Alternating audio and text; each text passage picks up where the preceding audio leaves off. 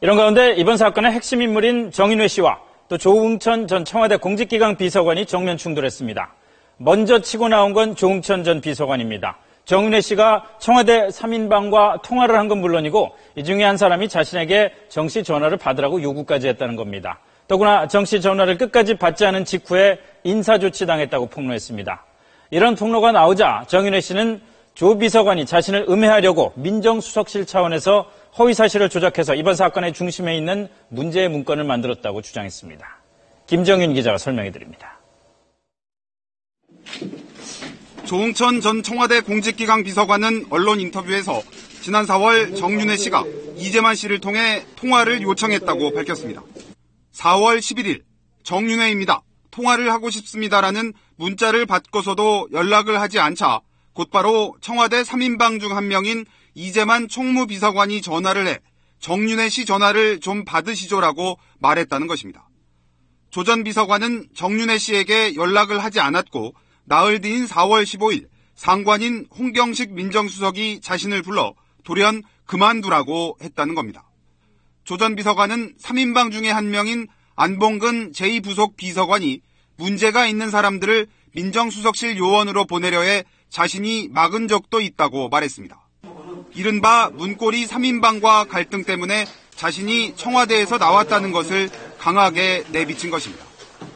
이에 대해 정윤회 씨는 당시 한 주간지가 자신이 대통령 동생 박지만 씨를 미행했다는 보도를 해서 억울함을 호소하기 위해 조 전 비서관과 통화를 시도한 것이라고 주장했습니다. 또 조 전 비서관과 연락이 안 돼서 이재만 비서관에게 전화를 했다는 것입니다. 시사전환 문제 때문에 제가 조응천 씨를 좀 만나뵈려고 그렇게 했는데도 만날 수가 없었습니다. 제가 처음으로 그때 좀 만나게 해달라. 그 전화 한 번 한 것밖에 없습니다. 또 이번에 문제가 된 문건은 조응천 당시 비서관 등이 자기를 음해하기 위해 만든 것이라고 주장했습니다. 문건 작성자인 박모 경정이 조응천 당시 비서관이 쓰라는 대로 써서 문건을 만들었을 뿐이라고 자신에게 말했다고 한 언론과의 인터뷰에서 밝혔습니다.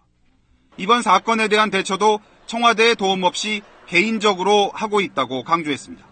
언론에 이제 대응하고 이제 3인방은 3인방대로 알아서 해라. 이제 나하고는 이제 완전히 그러니까 이제 이렇게 되면은 뭐 저는 사실 그 대통령한테 누가 되는 거를 안 하려고 때까지 그랬던 사람인데 이제는 뭐 어쩌겠습니까? 청와대는 조응천 씨와 통화가 안 돼 이재만 비서관에게 전화했다는 정윤회 씨의 말은 사실이라고 밝혔습니다. 조응천 전 공직기강 비서관도 바깥에서 언론을 통해 일방적인 주장을 펼칠 것이 아니라 검찰에서 진실을 밝히는 데 협조하기 바랍니다. 관련 당사자들이 각자의 주장을 내놓기 시작하면서 문건 유출 논란은 청와대 내부 권력 투쟁을 둘러싼 진실 공방으로 번지고 있습니다. SBS 김정윤입니다.